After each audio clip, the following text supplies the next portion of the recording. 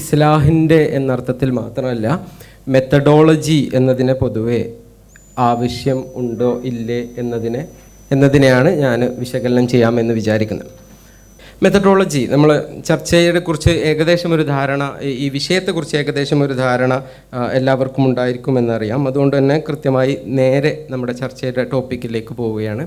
Methodology അല്ലെങ്കിൽ ഒരു frame of reference, എൻ്റെ ഒരു പ്രയാസം കാരണം പലതും ഇംഗ്ലീഷിലായിരിക്കും പറയുന്നത്, വാക്കുകൾക്ക് അത്ര തന്നെ അതിൻ്റെ അറബിയിലോ ഉള്ള ഒരു പദം എനിക്ക് പരിചയമില്ലാത്തത് കൊണ്ടുകൂടിയാണ്. ഒരു ഫ്രെയിം ഓഫ് റെഫറൻസ് ഇതിന് വേണ്ടി വരും എന്നുള്ളതാണ് നമ്മളൊരു കാര്യത്തെ മനസ്സിലാക്കാൻ ശ്രമിക്കുമ്പോഴുള്ള ആദ്യത്തെ ആവശ്യം. ഞാൻ പറയാൻ ശ്രമിക്കാം. ഒന്ന്, ഇതിൻ്റെ ഒരു അടിസ്ഥാനപരമായി ഇതിൻ്റെ ഗ്രൗണ്ട് എന്താണ് എന്നുള്ളതാണ്. ഞാൻ വിശദീകരിക്കുന്ന വിഷയത്തിൻ്റെ ഗ്രൗണ്ട് എന്താണെന്നുള്ളതാണ് ആദ്യം പറയേണ്ടത്. അതിലൊന്ന്, മനുഷ്യന് അടിസ്ഥാനപരമായ ഒരു പെർപ്ലെക്സിറ്റി, ഒരു കൺഫ്യൂഷനിലാണ് ജനിക്കുന്നത്. മനുഷ്യ സമുദായത്തെക്കുറിച്ച് അല്ലെങ്കിൽ മനുഷ്യരെ കുറിച്ചുള്ള ചർച്ചകളിലൊക്കെ അവരുടെ ഹിസ്റ്ററി പറയുന്നിടത്തൊക്കെ പറയുന്ന ഒരു കാര്യം, മനുഷ്യർ അടിസ്ഥാനപരമായി ഒരു പെർപ്ലെക്സിറ്റി. ഇപ്പോൾ ഒരു 1-ാം ക്ലാസ്സിൽ പഠിക്കുന്ന ഒരു കുട്ടിയെ സ്കൂളിൻ്റെ കോമ്പൗണ്ടിലേക്ക് ആദ്യത്തെ ദിവസം കൊണ്ടുപോയി 1-ാമത്തെ കോമ്പൗണ്ടിൽ അങ്ങോട്ട് വിട്ടിട്ട് പാരൻറ്റ് പോരുകയാണെങ്കിൽ ആ കുട്ടിക്കുണ്ടായിരിക്കുന്ന ഒരു അവസ്ഥ ഉണ്ടല്ലോ, അതിനാണ് പെർപ്ലെക്സിറ്റി എന്ന് പറയുക. എങ്ങോട്ട് പോകണം, ഏത് ക്ലാസ്സിൽ പോകണം, ക്ലാസ്സിലേക്കാണോ പോകേണ്ടത്, എന്താണ് ചെയ്യേണ്ടത്, ഏതെങ്കിലും ക്ലാസ്സിൽ കയറിയാൽ എന്ത് മനസ്സിലാവുന്നില്ല, അപ്പം എന്താ ചെയ്യേണ്ടത്, ഇങ്ങനെയുള്ളൊരു അബ്സല്യൂട്ട് കൺഫ്യൂഷൻ എന്ന് പറഞ്ഞൊരു സ്റ്റേറ്റിലാണ് മനുഷ്യന്മാർ തുടക്കത്തിലുള്ളത്. ഈ സ്റ്റേറ്റിൽ നിന്ന് മനുഷ്യന്മാർക്ക് അവരുടെ ജീവിതത്തിൻ്റെ ഉദ്ദേശം എന്താണ് എന്ന് തിരിച്ചറിയാൻ അവർ എത്തുന്ന ഒരു സ്റ്റേറ്റിനെയാണ് അവരുടെ വിസ്ഡം അല്ലെങ്കിൽ അവരുടെ തിരിച്ചറിവെന്നോ അല്ലെങ്കിൽ ജ്ഞാനം എന്നൊക്കെ പറയുന്ന ഒരു സ്റ്റേറ്റിലേക്ക് അവരെത്തുക എന്നുള്ളതാണ് അവർക്ക് ചെയ്യാനുള്ളത്. ഇത് എങ്ങനെ ചെയ്യാൻ പറ്റും എന്നതിന് മനുഷ്യന്മാർ ഒരു പെർപ്ലെക്സ്ഡ്, അവരൊരു ഉത്തരം കിട്ടാത്ത ഒരു പ്രശ്നത്തിൽ അകപ്പെട്ട് നിൽക്കുന്ന അവസ്ഥയിലാണുള്ളത്. അതിന് എന്ത് പരിഹാരം എന്നതിനുള്ള ഒരു ഉത്തരമാണ് അറിവ് നേടുക. ഇപ്പോൾ ഇതിൽ 3 ഫ്രെയിമിലായിട്ട് ഞാനത് വിചാരിക്കുന്നത്. ഒന്ന്, ഇൻഫർമേഷൻ. നമുക്ക് വിവരം എന്ന് പറയുന്ന ഒരു സാധനം കിട്ടും. ഈ വിവരത്തിനെ നമ്മൾ പ്രോസസ്സ് ചെയ്താൽ അതൊരു നോളേജ് ആവും. ഈ നോളേജിനെ, അറിവിനെ വെച്ചിട്ട് നമുക്ക് ഓരോ വ്യക്തിക്കും ഉണ്ടാവേണ്ട ഒരു സ്റ്റേറ്റാണ്, ഈ അറിവിനെ വെച്ച് ഓരോ വ്യക്തിയും എത്തിച്ചേരേണ്ട ഒരു സ്റ്റേറ്റാണ് വിസ്ഡം അല്ലെങ്കിൽ ജ്ഞാനം എന്ന് പറയുന്നത്. ഈ ജ്ഞാനമാണ്, അതിൽ ഒരു ഫണ്ടമെൻ്റൽ സാധനമാണ് നമ്മളെ സൃഷ്ടിച്ച ഒരു ദൈവം ഉണ്ടെന്നും ആ ദൈവത്തിനെ ആരാധിക്കണം എന്നുള്ളതും. അപ്പോൾ ആ ദൈവത്തിനെ ആരാധിക്കുക എന്നത് പ്രോസസ്സാണ് മനുഷ്യന് ഭൂമിയിൽ ചെയ്യാനുള്ളത് എന്ന ജ്ഞാനത്തിലേക്ക് എത്താനുള്ള അറിവ്, ആ അറിവ് നേടാനുള്ള ഇൻഫർമേഷൻ, ഇതാണ് നമ്മൾക്ക് എൻഗേജ് ചെയ്യാനുള്ളത്, ഭൂമിയിൽ ജീവിതം കൊണ്ട് എൻഗേജ് ചെയ്യാനുള്ളത്. ഇതിൻ്റെ ഓരോ സ്റ്റെപ്പുകളാണ്. അപ്പോൾ അതിലുള്ള ഒരു എളുപ്പ വഴിയായിട്ട് നമുക്ക് കിട്ടിയത് ഈ അറിവ്, നോളേജ് നമുക്ക് പറഞ്ഞു തരാൻ വേണ്ടിയിട്ട് പ്രോഫറ്റ് എന്ന് പറയുന്ന ഒരു ഏജൻറ്റിനെ ദൈവം നിയോഗിക്കുകയാണ്. അത് ദൈവത്തിൻ്റെ കാരുണ്യമാണ്. കാരണം ഇല്ലെങ്കിൽ നമ്മൾ കംപ്ലീറ്റ്ലി ലോസ്റ്റ് ആകുമായിരുന്നു.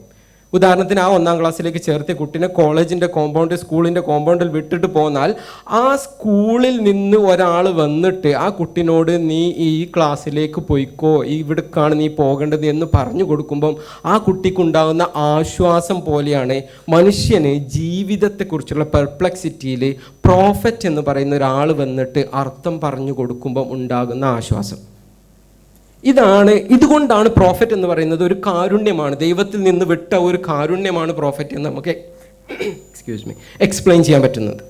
ഇനി ഈ പ്രോഫറ്റ് നമ്മളെ ഇടയിൽ നിന്ന് പോകുന്നതോടുകൂടി നമുക്ക് നഷ്ടമാവുന്നത് എല്ലാ കാര്യത്തിനും നമുക്ക് മാർഗം നിർദ്ദേശിച്ച് തരാനുള്ള ഒരു സോഴ്സ് ഓഫ് നോളേജാണ്. ഈ സോഴ്സ് ഓഫ് നോളേജ് പോകുന്നതോടുകൂടി നമ്മളെ കയ്യിൽ പിന്നെ ബാക്കിയാവുന്നത് അദ്ദേഹം, ആ പ്രോഫറ്റ് എന്ന് പറയുന്ന ഒരു വ്യക്തി ജീവിച്ച് കാണിച്ചു തന്നിട്ടുള്ള ആ ഒരു വഴി കാണിക്കൽ പ്രോസസ്സ് ഭാഷയിൽ ശേഖരിച്ചു വെച്ചിട്ടുള്ള ഒരു ബോഡിയായിട്ടാണ്. അത് ഖുർആൻ എന്നും ഹദീസ് എന്നും പറയുന്ന 2 രൂപങ്ങളിൽ നമ്മൾ ഭാഷയിൽ ശേഖരിച്ചു വെച്ചിട്ടുള്ള അറിവാണ്. ഇനി ഭാഷയിൽ ഒരു അറിവ് ശേഖരിച്ചു വെച്ചാലുള്ള ഒരു പ്രശ്നം എന്ന് പറയുന്നത് അതിൻ്റെ സോഴ്സ് ഓഫ് ഒറിജിൻ, ആ സംസാരിക്കുന്ന ആൾ അവിടെ ഇല്ലെങ്കിൽ ആ ഭാഷാപരമായ പീസ് ഓഫ് ഇൻഫർമേഷനെ ഏത് രീതിയിലും വ്യാഖ്യാനിക്കാം. അതൊരു തമാശയാക്കാം, ഗൗരവമാക്കാം. ആ പറയുന്ന ആൾ അവിടെ ഇല്ലെങ്കിൽ വലിയ തോതിൽ കൺഫ്യൂഷൻ ഉണ്ടാവാൻ സാധ്യതയുള്ള ഒരു സാധനമാണ്. അപ്പോൾ ഈ ബോഡി ഓഫ് നോളേജിൽ നിന്ന് നമുക്ക് ആവശ്യമായ വിസ്ഡത്തിലേക്ക് എത്തണമെങ്കിൽ കൃത്യമായൊരു മെത്തഡോളജി ഈ ബോഡി ഓഫ് നോളേജിനെ ഇൻ്റർപ്രറ്റ് ചെയ്യാൻ നമുക്കുണ്ടായിരിക്കേണ്ടതുണ്ട്. അത് ഭാഷാപരമായ വശങ്ങൾ പരിഗണിച്ചിട്ടുണ്ടാവേണ്ടതുണ്ട്, മനുഷ്യൻ എന്ന് പറയുന്ന ഒരാൾ പറയുന്നതുമായി ബന്ധപ്പെടുത്തിക്കൊണ്ടുള്ളത് ഉണ്ടാവേണ്ടതുണ്ട്, അതേപോലെ തന്നെ ഇത് ദൈവത്തിൽ നിന്നുള്ള വെളിപാടിൽ നിന്നുള്ളതാണ് എന്നുള്ള ഒരു തിരിച്ചറിവിൽ നിന്നുള്ള ഒരു ആസ്പെക്റ്റും ഇതിനുണ്ടാവേണ്ടതുണ്ട്. ബാക്കിയുള്ള മെത്തഡോളജിയിലൊക്കെ ഇല്ലാത്തതും നമ്മുടെ ഡിസ്കോഴ്സിൽ ഉള്ളതുമായിട്ടുള്ളൊരു സാധനം ദൈവത്തിൽ നിന്നുള്ളത് എന്ന് പറയുന്നതിനുള്ള വളരെ പ്രാധാന്യമുള്ള ഒരു പൊസിഷനാണ്. അപ്പം ഇങ്ങനത്തെ ഒരു സിറ്റുവേഷൻ നമ്മളിൽ നിന്ന് പ്രവാചകൻ ഇല്ല, ഈ പ്രവാചകൻ്റെ ആബ്സെൻസിൽ നമുക്ക് പിന്നെ നമ്മുടെ കയ്യിൽ വിസ്ഡത്തിലേക്ക് എത്താനുള്ളത് ഒരു ബോഡി ഓഫ് നോളേജാണ്. ആ ബോഡി ഓഫ് നോളേജ് ഭാഷയിലാണുള്ളത്. ഭാഷയ്ക്ക് ഉള്ള എല്ലാ പരിമിതികളും ആ സോഴ്സ് ഓഫ് നോളേജിന് ലാംഗ്വേജിൻ്റെ ബോഡിയിലുള്ള ആ സോഴ്സ് ഓഫ് നോളേജിന് ഭാഷയ്ക്കുള്ള എല്ലാ പരിമിതികളും ബാധകമാണ്. അതുകൊണ്ട് തന്നെ അതിൽ നിന്ന് നമുക്ക് ആവശ്യമായ വിസ്ഡം രൂപീകരിച്ചെടുക്കണമെങ്കിൽ നമ്മൾ അതിനുള്ള കൃത്യമായ മെത്തഡോളജി വെച്ചിട്ട് തന്നെ പോവേണ്ടത്. ഇനി റിലീജൻ എന്ന് പറയുന്നത്, ഞാൻ പ്രതീക്ഷിച്ചിരുന്നത് ഒരു സ്ലൈഡ് പ്രസൻറ്റർ മുകളിലായിരിക്കും എന്നുള്ളതുകൊണ്ട് അതുകൊണ്ട് പല എൻട്രീസും താഴെ ആയിരിക്കും വരിക, ക്ഷമിക്കണം. റിലീജൻ എന്ന് പറയുന്നത് ഈ നോളേജിനെ, ഇൻഫർമേഷനെ പ്രോസസ്സ് ചെയ്ത് വിസ്ഡത്തിലേക്ക് നമ്മളെ എത്തിക്കാൻ സഹായിക്കുന്ന ഈ നോളേജിനെ ഇൻസ്റ്റിറ്റ്യൂഷണലൈസ് ചെയ്തതാ എന്ന് പറഞ്ഞാൽ കൃത്യമായി രേഖപ്പെടുത്തി വെച്ചതും രൂപപ്പെടുത്തി വെച്ചതുമായിട്ടുള്ള ഒരു രീതിയിലുള്ളതാ എന്നർത്ഥത്തിലാണ് നമ്മൾ റിലീജനെ, മതത്തെ കാണുന്നത്. അല്ലെങ്കിൽ ഞാൻ ആ രീതിയിലാണ് ഇതിനെ എക്സ്പ്ലെയിൻ ചെയ്യുന്നത്. മതം എന്ന് പറയുന്നത് ഈ നോളേജിനെ, നമുക്ക് ഇൻഫർമേഷനിലൂടെ നമ്മൾ വിസ്ഡത്തിലേക്ക് പോവാൻ നമ്മളെ സഹായിക്കുന്ന അതിൻ്റെ ഇടയിലുള്ള ഈ നോളേജിനെ ഇൻസ്റ്റിറ്റ്യൂഷണലൈസ് ചെയ്തതിനാണ് നമ്മൾ റിലീജൻ എന്ന് പറയുന്നത്. അപ്പോൾ ഈ റിലീജനകത്ത് നമുക്ക് ഇത്തരത്തിലുള്ള കുറേ മാനദണ്ഡങ്ങൾ ഉണ്ടാവും. ഈ പറയുന്ന എങ്ങനെയാണ് ഈ ബോഡി ഓഫ് നോളജ്, ഭാഷയിൽ ശേഖരിക്കപ്പെട്ടിട്ടുള്ള ഈ നോളേജിനെ എങ്ങനെ വ്യാഖ്യാനിക്കണം, എങ്ങനെ മനസ്സിലാക്കണം എന്നതിനൊക്കെയുള്ള കാര്യങ്ങൾ ഉൾക്കൊള്ളുന്നതാണ് റിലീജൻ എന്ന് പറയുന്നത്. അതുകൊണ്ട് റിലീജൻ എന്ന് പറയുന്നത് അടിസ്ഥാനപരമായി മെത്തഡോളജി തന്നെയാണ്. ഈ നോളേജിൽ നിന്ന് എങ്ങനെ വിസ്ഡത്തിലേക്ക് എത്താം എന്നതിനുള്ള മെത്തഡോളജി.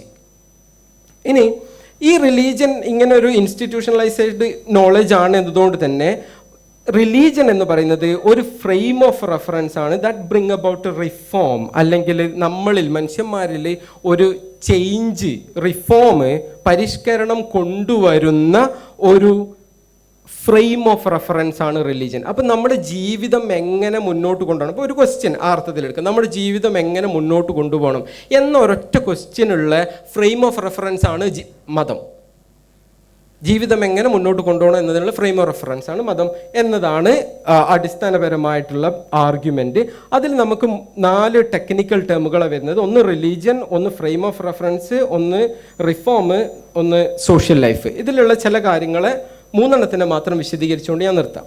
ഇപ്പോൾ കെ.പി. സാറ് പറഞ്ഞിരുന്ന ഒരു ആർഗ്യുമെൻറ്റിൽ വെച്ചിട്ടാണ് ഞാൻ തുടങ്ങുന്നത്. ഒന്ന്, ഈ ഒരു ഇമേജ്, ഇതൊരു വെള്ളത്തിൽ നിന്ന് തല ഉയർത്തി നിൽക്കുന്ന ഒരു ദേശാടന പക്ഷി എന്ന് പറയുന്ന ഒരു ഡിസ്കോഴ്സ്.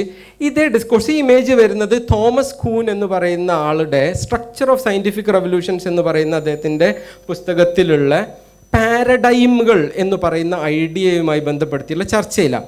ഇദ്ദേഹം ഈ ഇമേജ് ഉപയോഗിക്കുന്നിടത്ത് അദ്ദേഹം പറയുന്നത്, നമ്മൾ എന്തിനെക്കുറിച്ചാണോ സംസാരിക്കുന്നത് അതായിട്ട് മാറുന്ന ഒരു രീതി കാര്യങ്ങൾക്കുണ്ട് എന്ന്. ഇപ്പോൾ ഉദാഹരണത്തിന്, ഇത് ഒരു മുയലിനെ കുറിച്ചുള്ള ചർച്ചയാണെങ്കിൽ ഇതൊരു മുയലായി തോന്നുമെന്നും, ഒരു വെള്ളത്തിൽ നിന്ന് തലയുയർത്തി നിൽക്കുന്ന ഒരു പക്ഷിയായിട്ട് ഉള്ള ചർച്ചയിലാണെങ്കിൽ ഈ ചിത്രം ഒരു പക്ഷിയായി മാറുമെന്നും.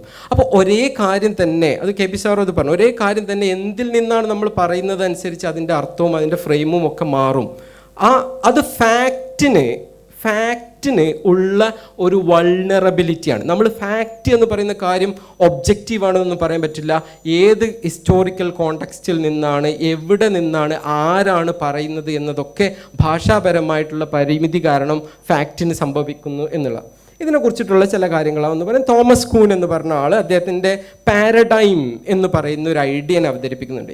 ഇദ്ദേഹം സ്ട്രക്ചർ ഓഫ് സയൻറ്റിഫിക് റെവല്യൂഷൻസ് എന്ന് പറയുന്ന ഒരു പുസ്തകത്തിലാണ് അവതരിപ്പിക്കുന്നത്. ആ പുസ്തകത്തിൽ അദ്ദേഹം പറയുന്നത് മനുഷ്യ സമൂഹത്തിനുണ്ടായ പുരോഗതി എന്ന് പറയുന്നത് ഒരു പാരഡൈമിൽ നിന്ന് അടുത്ത പാരഡൈമിലേക്ക്, അവിടുന്ന് അടുത്ത പാരഡൈമിലേക്ക് ഇങ്ങനെയുള്ള ഒരു പ്രയാണമാണ് അടിസ്ഥാനപരമായി മനുഷ്യൻ്റെ ശാസ്ത്രീയമായ പുരോഗതി എന്നാണ് അദ്ദേഹം ആർഗ്യൂ ചെയ്യുന്നത്. ഇതിൽ റിലീജൻ, നമ്മൾ ഈ ഡിസ്കോഴ്സ്, ഇതാണ് നമ്മളെ ഫണ്ടമെൻ്റൽ ഡിസ്കോഴ്സ്. ഇതിൽ 3 കാര്യങ്ങൾ അടിസ്ഥാനപരമായി തോമസ് കൂൻ പറയുന്നത്. ഒന്ന് പാരഡൈം, 2 പാരഡൈം ഷിഫ്റ്റ്, മൂന്നാമത്തത് ഇൻകമൻഷറബിലിറ്റി ഓഫ് പാരഡൈംസ് എന്നുള്ള. പാരഡൈം എന്ന് പറഞ്ഞാൽ, അപ്പോൾ ഒരു ഉദാഹരണമായിട്ട് ആയുർവേദത്തെയും അലോപ്പതിയെയും 2 പാരഡൈമുകൾ എന്ന് നമുക്ക് പറയാം. ഒരു പാരഡൈം എന്ന് പറഞ്ഞാൽ അതിൻ്റേതായിട്ടുള്ള വ്യാഖ്യാനങ്ങളും വിശദീകരണങ്ങളും ഉണ്ടാവും. ഇപ്പോൾ എല്ലാ വ്യവസ്ഥക്കും ഉണ്ടാവുന്ന അടിസ്ഥാനപരമായ കാര്യങ്ങൾ എന്ന് പറഞ്ഞത് അതിൻ്റേതായിട്ടുള്ള ഒരു വാല്യൂ സിസ്റ്റം ഉണ്ടാവും, അതിൻ്റേതായിട്ടുള്ള പ്രിൻസിപ്പിൾസ് ഉണ്ടാവും, അതിൻ്റേതായിട്ടുള്ള ഓറിയൻറ്റേഷൻ അല്ലെങ്കിൽ ഗോള് എന്ന് പറയുന്ന ഒരു കാര്യം ഉണ്ടാവും. അതെല്ലാത്തിനും അതിൻ്റേതായിട്ട് തന്നെ ഉണ്ടാവും ഒരു പാരഡൈമിന്. ഇപ്പോൾ ആയുർവേദത്തെയും അലോപ്പതിയെയും ഉദാഹരണമായിട്ട് എടുക്കുകയാണെങ്കിൽ, ആയുർവേദത്തിന് ഉപയോഗിക്കുന്ന ടൂൾസ് ഓഫ് അസസ്മെൻറ്റ്, ഒരു രോഗത്തെ നിർണ്ണയിക്കാൻ ഉപയോഗിക്കുന്ന ടൂൾസ് ആവണമെന്നില്ല അലോപ്പതിയിൽ. ആയുർവേദത്തിലെ ഒരു രോഗം, അസുഖം എന്നതിൻ്റെ നിർവചനമായിരിക്കണമെന്നില്ല അലോപ്പതിയിലെ നിർവചനം. ആയുർവേദത്തിലെ ഒരു അസുഖം എന്നത് ആയ കാര്യം അലോപ്പതിയിൽ ചിലപ്പോൾ അസുഖമാവണമെന്നില്ല, അല്ലെങ്കിൽ അലോപ്പതിയിൽ അസുഖമാണ് എന്ന് പറയുന്ന ഒരു സിറ്റുവേഷൻ ആയുർവേദത്തിൽ അസുഖമാവണമെന്നില്ല. ഇപ്പം ഈ ഓരോ പാരഡൈമിനും അതിൻ്റേതായിട്ടുള്ള നിർവചനങ്ങൾ, വ്യാഖ്യാനങ്ങൾ, തിയറികൾ, ടൂൾസ് ഒക്കെ ഉണ്ടാവും. ഇങ്ങനെയുള്ള ഒരു പാരഡൈമിൽ നിന്ന് വേറൊരു പാരഡൈമിലേക്ക് മനുഷ്യ സമൂഹം ഇങ്ങനെ ഷിഫ്റ്റ് ചെയ്താണ് നമ്മൾ പുരോഗതി എന്ന് പറയുന്നത് എന്നാണ് തോമസ് കൂൻ ശാസ്ത്രത്തിൻ്റെ കാര്യത്തിൽ പറയുന്നത്. അതിൽ പറയുന്ന ഒരു ആസ്പെക്റ്റാണ് ഞാൻ ഇവിടെ ഡിസ്കോഴ്സിന് എടുക്കുന്നത്. അത് ഇൻകമൻഷറബിലിറ്റി ഓഫ് പാരഡൈംസ് എന്ന് പറയുന്നത് ഈ 3ാമത്തെ കാര്യം. ഇൻകമൻഷറബിലിറ്റി എന്ന് പറഞ്ഞാൽ 2 പാരഡൈമുകൾ തമ്മിൽ ചേരൂല, അനുപേക്ഷികത എന്നാണ് തോന്നുന്നത് അതിന് അദ്ദേഹം മലയാളത്തിൽ കൊടുത്തത്. അദ്ദേഹത്തില്ല മലയാളം ട്രാൻസ്ലേഷനിൽ കൊടുക്കുന്ന വാക്ക്. എന്തായാലും ഇൻകമൻഷറബിലിറ്റീസ് എന്ന് പറഞ്ഞാൽ ഒരു പാരഡൈമിനകത്തെ ടൂൾസ് ഉപയോഗിച്ച് നമുക്ക് വേറെ ഒരു പാരഡൈമിനകത്തെ ഒരു കാര്യത്തെ നല്ലതോ ചീത്തയോ എന്ന് വിലയിരുത്താൻ കഴിയില്ല. ഒരു പാരഡൈമിനകത്തെ ഒരു കാര്യത്തെ വിലയിരുത്തണമെങ്കിൽ ആ പാരഡൈമിനകത്ത് തന്നെയുള്ള ടൂൾസ് ഉപയോഗിക്കണം. ഒരു പാരഡൈമും വേറൊരു പാരഡൈമും തമ്മിൽ അതുകൊണ്ട് തന്നെ കമ്പയർ ചെയ്യാനേ കഴിയില്ല എന്നാണ്. ഇത് എന്തിലേക്കാണ് ബിൽഡ് ചെയ്യുന്നത് പറയാം. റിലീജൻ എന്ന് പറയുന്നത് ഓരോ മതത്തിനും അതിൻ്റേതായിട്ടുള്ള ഇൻസ്ട്രക്ഷൻസ്, പ്രിൻസിപ്പിൾസ്, വാല്യൂസ് ഒക്കെ ഉണ്ട്. ആ പ്രിൻസിപ്പിൾസും വാല്യൂസും ഒക്കെ ആ മതത്തെ ഒരു പാരഡൈമായി സ്വീകരിച്ചവരെ മീനിങ്ങിലേക്ക് അല്ലെങ്കിൽ വിസ്ഡത്തിലേക്ക് ഗൈഡ് ചെയ്യാനുള്ള കാര്യങ്ങളാണ്.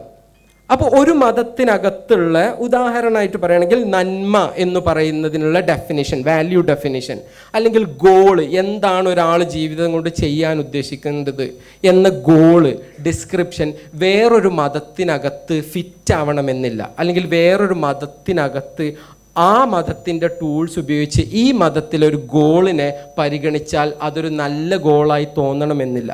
പറയുന്നത് ഓരോ മതങ്ങളും ഒരു മതത്തിൻ്റെ വാല്യൂ സിസ്റ്റത്തിനോട് ഇൻകമൻഷറബിൾ ആയിരിക്കും മറ്റേ മതത്തിൻ്റെ വാല്യൂ സിസ്റ്റം. അപ്പം നമ്മളെ മതത്തിനെ വേറൊരു മതവുമായി താരതമ്യം ചെയ്യാൻ ശ്രമിക്കുക എന്നത് തന്നെ അബദ്ധമാണ്. അല്ലെങ്കിൽ വേറൊരു വാല്യൂ സിസ്റ്റവുമായി താരതമ്യം ചെയ്യുക എന്നത് തന്നെ അബദ്ധമാണ്.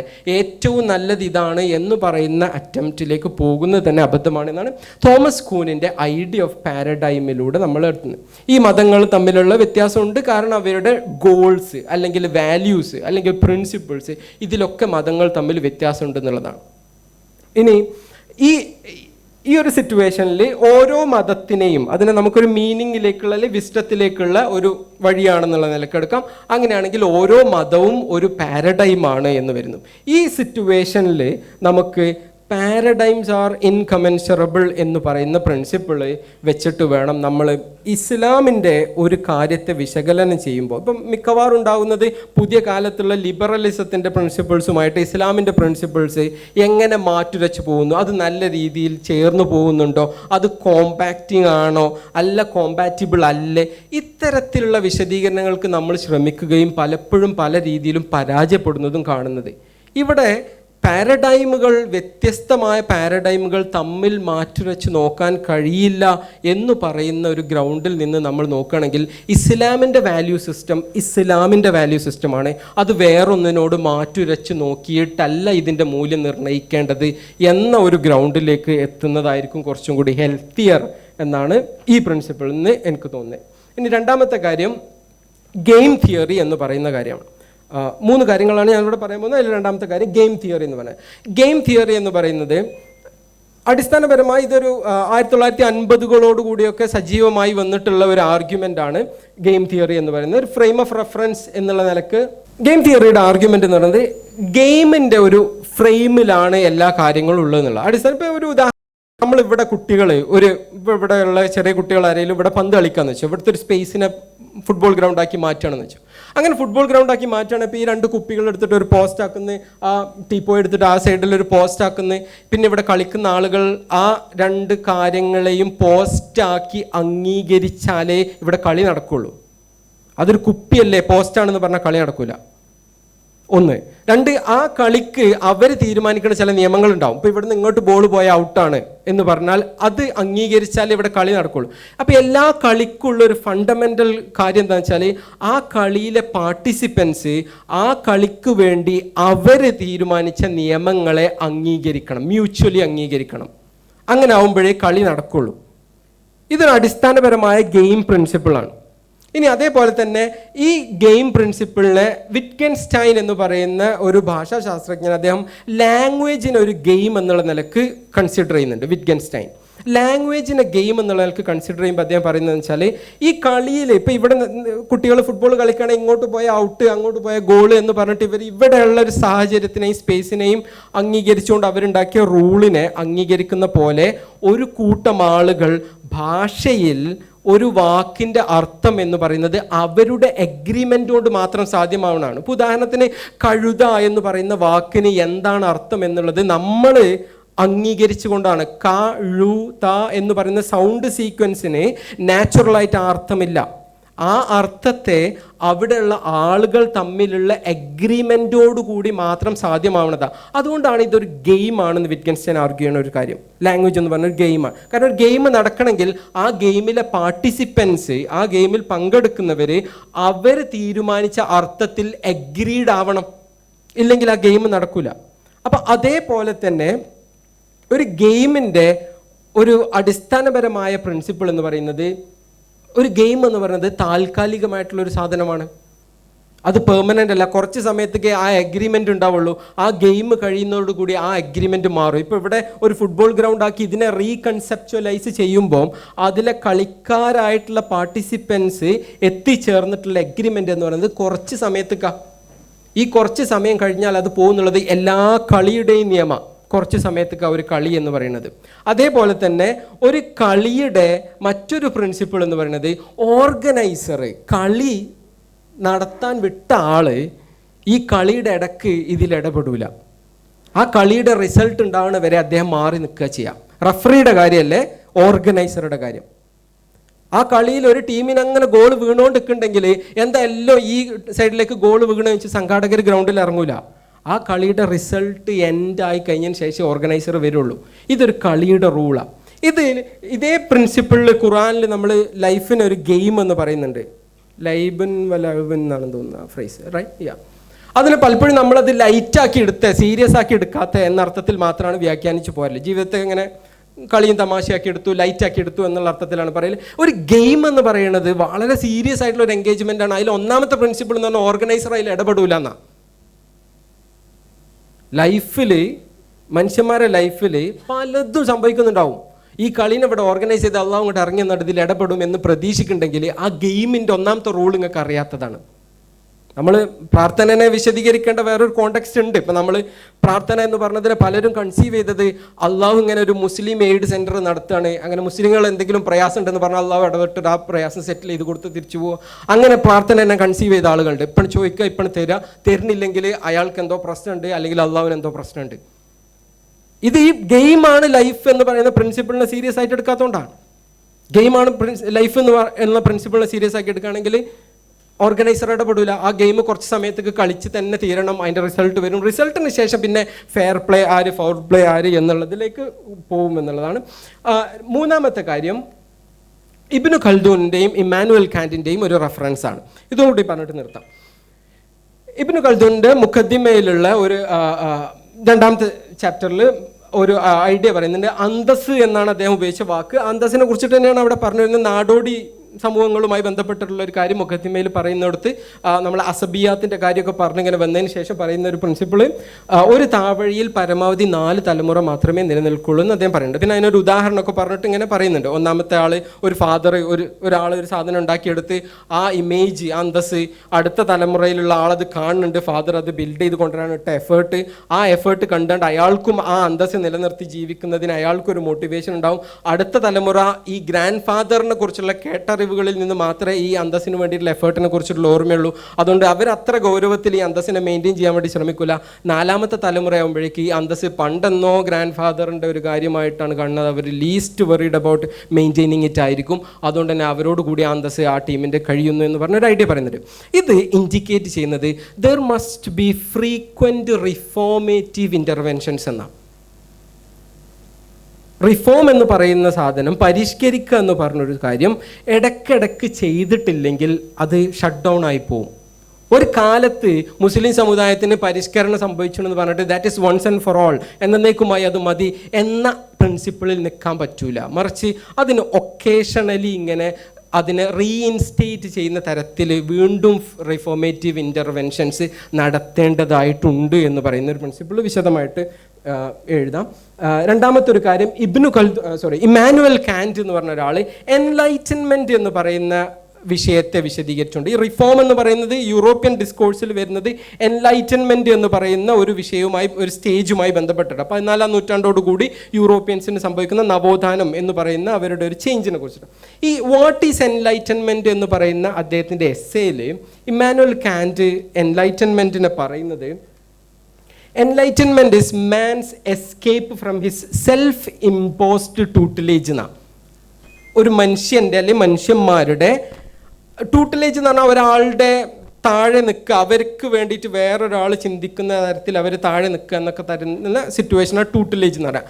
അവരുടെ എന്താ പറയുക, കീഴാളത്വം എന്നൊക്കെ വേണമെങ്കിൽ നമുക്കൊരു ലൂസ്ലി ട്രാൻസ്ലേറ്റ് ചെയ്യാം. ഒരു മനുഷ്യന് അയാളുടെ സ്വന്തം അയാൾ വരിച്ച അയാളുടെ കീഴാളത്വത്തിൽ നിന്ന് അയാൾക്കുണ്ടാകുന്ന എസ്കേപ്പാണ് എൻലൈറ്റൻമെൻറ്റ് എന്ന് ഇമ്മാനുവൽ കാന്റ് വിശദീകരിക്കുന്നുണ്ട്. ഈ വിശദീകരണത്തിന് ഇതേ പേരിൽ തന്നെ ഫൂക്കോ എന്ന് പറഞ്ഞ ഒരാളുടെ ഒരു എസ്സേ ഉണ്ട്, വാട്ട് ഈസ് എൻലൈറ്റൻമെൻറ്റ്. അതിലും അദ്ദേഹം ഈ വാക്കിനെ, എസ്കേപ്പ് എന്ന് പറഞ്ഞ വാക്കിനെ ഹൈലൈറ്റ് ചെയ്തിട്ടുണ്ട്, പറയുന്നുണ്ട്. എസ്കേപ്പ് എന്ന് പറഞ്ഞ വാക്കും റെസ്ക്യൂ എന്ന് പറഞ്ഞ വേറൊരു വാക്കുമായിട്ട് കമ്പയർ ചെയ്താൽ നമുക്ക് മനസ്സിലാവും. എസ്കേപ്പ് എന്ന് പറഞ്ഞാൽ ഒരാൾ സ്വയം ഒരു സാധനത്തിൽ നിന്ന് രക്ഷപ്പെട്ടു വരികയാണ്. റെസ്ക്യൂ എന്ന് പറഞ്ഞാൽ ഒരാളെ രക്ഷപ്പെടുത്തുക. അപ്പം ഒരാളുടെ എസ്കേപ്പാണ് എൻലൈറ്റൻമെൻറ്റ്. ഒരാൾക്ക് സ്വയം തോന്നണം റിഫോംഡ് ആവണം എന്നുള്ളത്. വേറൊരാൾ അയാൾ അവിടുന്ന് റെസ്ക്യൂ ചെയ്യലല്ല. അങ്ങനെ റെസ്ക്യൂ ചെയ്ത് കൊണ്ടുവന്നാൽ അതൊരു മാറ്റമാവില്ല. മാറ്റമാവണമെങ്കിൽ അയാളുടെ ഉള്ളിൽ നിന്ന് തന്നെ മാറണം എന്ന കോള് അയാളുടെ ഉള്ളിൽ നിന്ന് തന്നെ വരണം എന്ന് പറയുന്നൊരു ഐഡിയ ഉണ്ട്. അപ്പോൾ നമ്മൾ റിഫോർമേറ്റീവ് ഇൻ്റർവെൻഷൻസ് നടത്തുമ്പോൾ ഉണ്ടാവേണ്ട ഒരു ശ്രദ്ധ എന്ന് പറയുന്നതും ഇതിൽ നിന്ന് ഇംപ്ലിക്കേറ്റഡ് ആണ്. അതെന്താ വെച്ചാൽ നമ്മൾ അടിച്ചേൽപ്പിക്കുന്നതാവരുത്. ഇപ്പം നമ്മൾ കേരളത്തിൻ്റെ ഒരൊറ്റ ഉദാഹരണം കൂടി പറഞ്ഞുകൊണ്ട് നിർത്താം. കേരളത്തിൻ്റെ കോണ്ടെക്സ്റ്റിൽ ഇപ്പം നവോത്ഥാനത്തെക്കുറിച്ച് വലിയ തോതിൽ ചർച്ച ചെയ്യുന്നത്, നമ്മളെ പൊതു നവോത്ഥാനത്തെ, മുസ്ലിം നവോത്ഥാനത്തിലെ പൊതു നവോത്ഥാനത്തെ കുറിച്ച് വലിയ തോതിൽ ചർച്ച ചെയ്യുന്നുണ്ട്. അപ്പോഴൊക്കെ നമ്മൾ ശ്രദ്ധിക്കാതെ പോകുന്ന ഒരു കാര്യം എന്ന് പറയുന്നത്, ഒരു ടീമിൻ്റെ വാല്യൂ സിസ്റ്റം വേറൊരു ടീമിൻ്റെ മേലെ അടിച്ചേൽപ്പിച്ചിട്ട് അവരൊക്കെ ഈ ആദ്യത്തെ ടീമിൻ്റെ വാല്യൂ സിസ്റ്റത്തിലേക്ക് എത്തിയെന്ന് പറയുന്നതിനെ നവോത്ഥാനം നമ്മൾ പറയാം. അപ്പോൾ ഉദാഹരണത്തിന് ശ്രീനാരായണ ഗുരുവിൻ്റെ ഇൻ്റർവെൻഷൻ, ശ്രീനാരായണ ഗുരുവിൻ്റെ ആരാധനാ സമ്പ്രദായങ്ങൾ വേറൊരു വിഭാഗത്തിൻ്റെ മേലെ അടിച്ചേൽപ്പിക്കുക, അത് മർദ്ദകമുറകളൊന്നും ഉപയോഗിക്കണില്ല, പെർസുവേഷൻ എന്ന് പറഞ്ഞ രീതി ആയിരിക്കും ഉപയോഗിക്കുന്നത്. പക്ഷേ ഒരാളുടെ ആരാധനാ രീതികൾ വേറൊരാളുടെ മേലെ ഏൽപ്പിക്കുന്നതിനെ നമ്മൾ വേറൊരു കോണ്ടെക്സ്റ്റിൽ കോളനൈസേഷൻ എന്നാ പറയാം. യൂറോപ്യൻസ് വന്നിട്ട് അവരുടെ ശരികൾ ആണ് ഏറ്റവും ശരിയായ രീതി എന്ന് നമുക്ക് തോന്നിപ്പിച്ചിട്ട് നമ്മളെല്ലാം യൂറോപ്യനൈസ്ഡ് ആവുമ്പോൾ അത് കോളനൈസേഷൻ എന്നാ പറയാം. ഇതേപോലെ തന്നെയാണ് ഏത് ആരാധനാ സമ്പ്രദായത്തിലേക്കും ഒരു ടീമിനെ നിർബന്ധിച്ച് മാറ്റിയാൽ ഉണ്ടാകുന്നത്. അതിന് നവോത്ഥാനം എന്ന് പറയാൻ പറ്റില്ല. നവോത്ഥാനം എന്ന് പറയണമെങ്കിൽ അത് അവരിൽ നിന്ന് തന്നെ ഉണ്ടാകുന്ന ചേഞ്ച് ആവണം, എസ്കേപ്പ് ആവണം, റെസ്ക്യൂ ആവരുത്. വേറൊരു എക്സ്റ്റേണൽ ഏജൻസി പുറത്തുനിന്ന് ഒരാൾ വന്ന് രക്ഷപ്പെടുത്തുന്ന ആവരുത്. ഒരു ടീം സ്വയം അതിൽ നിന്ന് കയറി വരുന്നതാവണം. അപ്പോഴേ അത് എൻലൈറ്റൻമെൻറ്റ് ആവുള്ളൂ എന്ന് പറയുന്നതാണ്. ഇതോടുകൂടി ഐ ഹോൾഡ് ഇറ്റ് ഹിയർ. 3 കാര്യങ്ങളാണ് what I intended to highlight. ഒന്ന്, റിഫോം എന്ന് പറയുന്നത് ഒരു വോളണ്ടറി ചേഞ്ച് ആവണം. ഒരു വിഭാഗത്തിൽ നിന്ന് അവർ സ്വയമേവ അവർക്ക് വരുത്തണമെന്ന് അവർ വിചാരിക്കുന്ന ഒരു ചേഞ്ച് ആവണം പരിഷ്കരണം എന്ന് പറയുന്നത്. 2, ഇസ്ലാം എന്ന് പറയുന്നത് ഒരു പാരഡൈമാണ്, ഒരു റിലീജൻ എന്നുള്ള നിലയ്ക്ക് ഒരു പാരഡൈമാണ്. അത് ബാക്കി വാല്യൂ സിസ്റ്റംസുമായിട്ട് ചേർന്നു പോകുന്നുണ്ടോ എന്ന് മാറ്റുരച്ച് നോക്കിയിട്ട് ഇസ്ലാമിൻ്റെ മൂല്യം നിർണ്ണയിക്കുക എന്ന് പറയുന്നത് ഒരു ശരിയായ രീതിയാണെന്ന് എനിക്ക് തോന്നുന്നില്ല. 3-മത്തത്, ഫ്രെയിം ഓഫ് റെഫറൻസ് അല്ലെങ്കിൽ ഒരു മെത്തഡോളജി എന്ന് പറയുന്നത് ഒരു ഗെയിമിൻ്റെ പോലെ നമുക്ക് കൃത്യമായിട്ടുണ്ടാവണം. ഒരു ഗെയിമിൽ എങ്ങനെയാണോ റൂൾസും റെഗുലേഷൻസും സെറ്റ് ചെയ്യണത്, അതിലെല്ലാവരും എഗ്രീഡ് ആവുന്നത്, അതിനൊരു മാനദണ്ഡം തീരുമാനിക്കുന്ന, അതേപോലെ തന്നെ മുസ്ലിങ്ങളുടെ ഈ ബോഡി ഓഫ് നോളേജിനെ ഇൻ്റർപ്രറ്റ് ചെയ്യുന്നതിൽ മുസ്ലിങ്ങളിൽ നിന്ന് തന്നെ ഉള്ള ഒരു കോഡ് ഓഫ് റെഫറൻസ്, ഒരു റെഫറൻസിനുള്ള ഫ്രെയിം വർക്ക് ഉണ്ടാവേണ്ടതും ഉണ്ട് എന്നാണ്. ഇൻഷാ അല്ലാഹ് വിശദമായി കുറച്ചുകൂടി വ്യക്തതയോടെ എഴുതാം.